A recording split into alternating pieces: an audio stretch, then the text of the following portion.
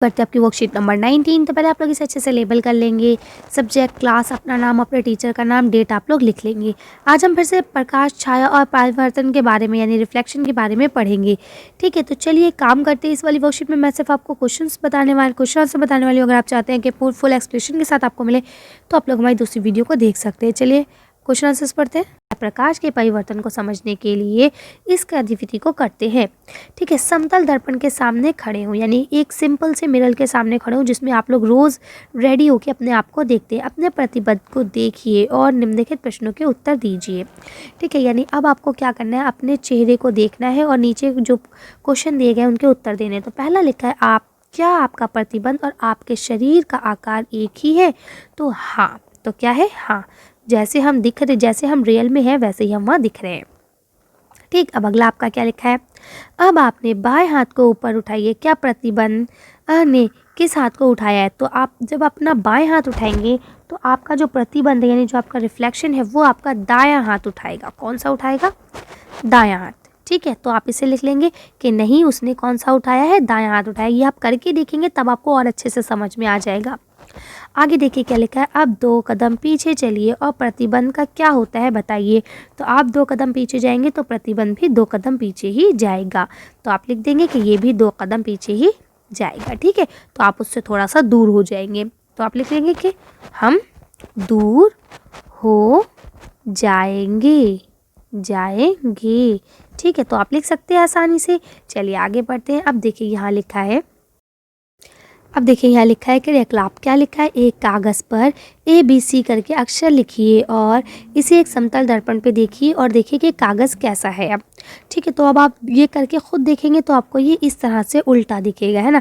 इस वाहन पर लिखे हुए शब्द को पढ़िए। तो अब अगर आप इसको देखेंगे तो ये क्या लिखा है, एम्बुलेंस लिखा है, लेकिन ये मिरर राइटिंग में लिखा है। ऐसा इसलिए होता है कि जब कोई गाड़ी से आगे चल रही है तो उस पर मिरर उल्टा दिखती है इमेज, है ना। तो जब कोई इंसान इसे देखेगा तो उसे ये एम्बुलेंस सीधा लिखा हुआ दिखेगा जब वो मिरर में देखेगा।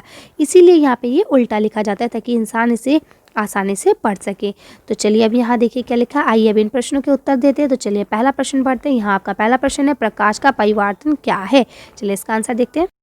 आंसर यहाँ से लिखेंगे, जब प्रकाश किरणें किसी वस्तु पर गिरती हैं तो वापस उछल जाती है, यानी कि जब ऐसे गिरती है तो वो वापस जाती हैं।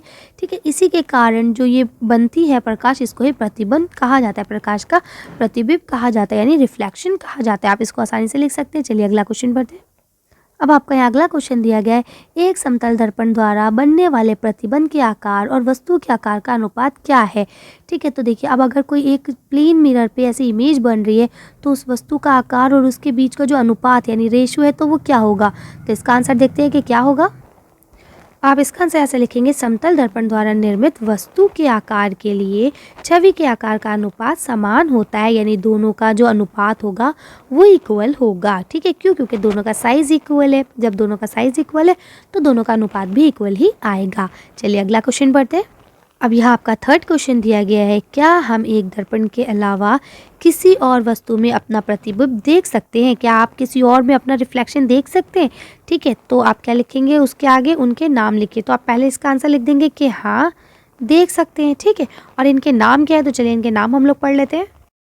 आंसर यहाँ से लिखेंगे, चम्मच, प्लेट, टाइल्स आदि। ठीक है, चलिए आगे पढ़ते हैं।